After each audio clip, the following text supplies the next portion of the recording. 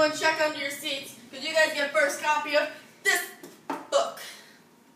Hey, but anyway, here's a little snack. Ah, thanks. Casey, I hear your new novel is a women's fiction novel.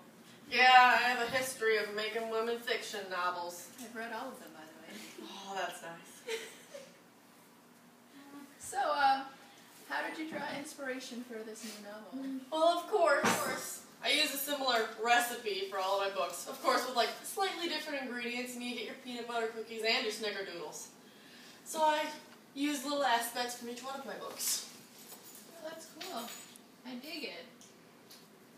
Explain to me what you used in your previous novels for this new novel you're writing. Well, like in The Lovely Bones, I use a similar aspect with an everlasting bond between a parent and a child. But of course, it's a little different than how it is in The Lovely Bones, you know, whatever. And The Time Traveler's Wife, it kind of brings in how it's loved ones disappearing when you least expect it, but of course, different. Yeah. I have 3 more to explain. The Notebook, you probably know this one, I heard it was your favorite. It is my favorite. This is about a couple staying together during hard times, which this book, spoiler alert, has a bunch of hard times. No pun intended. Alright. And The Secret Life of Bees, it's women trying to be powerful females, like take control of themselves, take control of their own bodies, emancipate themselves. Spoiler alert, again. And then in Homefront, not about front yards, had a few questions about that one. It's about like how families trying to stick together and overcoming like outside forces. Like in this book, she's going to war. In that book, it's a different kind of war. No pun intended. And that's where I get all of my inspiration from. Oh, that's nice. Oh, there are many definitions to women's fictions. How do your books comply to that genre? Well, women's fiction in itself is very like commercial in its appeal. Its characters are often women attempting to overcome both personal and external adversity. It often incorporates grave situations such as abuse, poverty, divorce, family breakdown, and other social struggles like cancer. No pun intended. It can also explore positive aspects within women's lives. Romantic love stories are also part of women's fiction. They have a mature depth and are more developed than other genre classifications. Oh, okay. So the purpose is to like overcome obstacles and just like achieve self-fulfillment. Yeah. That's what I'm trying to tell people. All right. Let's talk characters. Casey, tell me about your protagonist and antagonist of your novel. Well, I'm not going to give that away. But most times in books, the antagonist, like in The Notebook, it could be a person or a couple. Like in this one, it's 2 parents. In mine, it's something much bigger than a single person. Well, now that you've talked about your antagonist, how about you talk about your protagonist? Well, my protagonist is similar to most in all women's literature. It's just a woman who's like fighting for something or fighting through something in order to kick butt and like prove that she could do it and win whatever war is going on inside of her body or around her. Alright. So, describe the archetypes in your novel.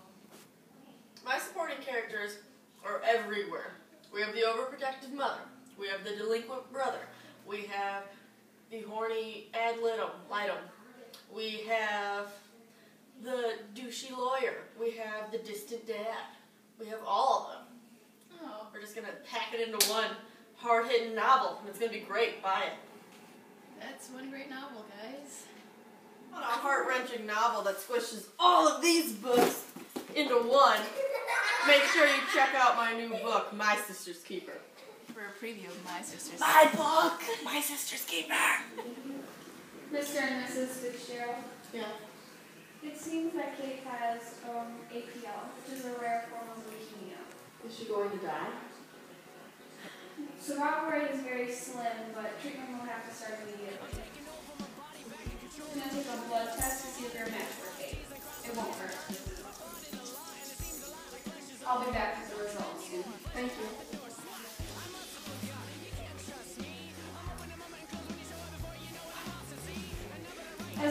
out Jesse's not a match for Kate, so we're going to need to look up some additional treatment options. Fine. So, since Jesse wasn't a match, we really need to figure out something else to do because an unrelated donor is really dangerous to Kate. What are our other options? There is a new study going on. We can create you a child if you are willing to have such a child. Would it be able to be a perfect match? It would. It's an experimental testing done in Georgia.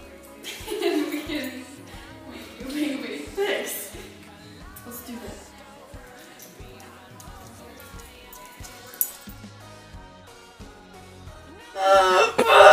It's a girl! My baby! Anna, how are you feeling? Okay. Okay. I'm just going to take another blood test for Kate's blood infusion tomorrow. Okay, go ahead.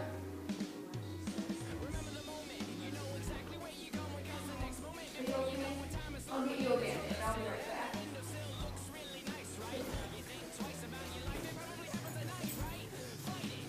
There you go. See? Good as new.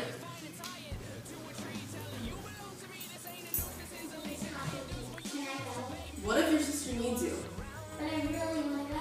Yeah, well, what if your sister really needs some blood or platelets or bone marrow? She should be able to go. Hey, no, listen to your mom.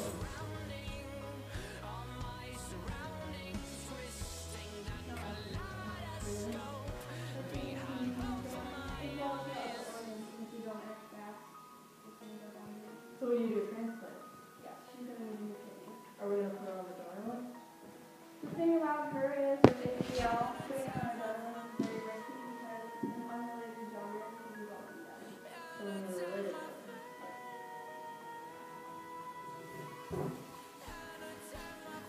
I want my own rights for my own body. I can't help you when you're too young.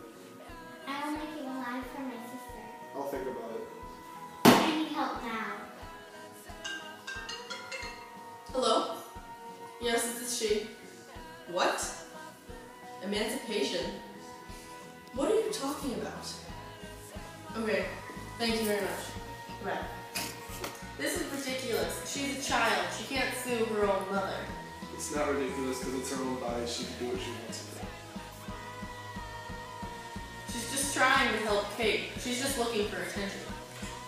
I'm not looking for attention. I don't want to help Kate anymore. You know you don't want to go through with this. You want to keep on helping your sister. This is redonkulous. You're being redonkulous. My mom's trying to get me to stop suing her. I'm gonna have to file a restraining order to get her out of the house. Stakes to determine the medical emancipation of Anna Fitzgerald. Why are you doing this to begin with? Kate told me to. Order in the court! Fitzgerald, medical emancipation. I'm glad we won. Me too.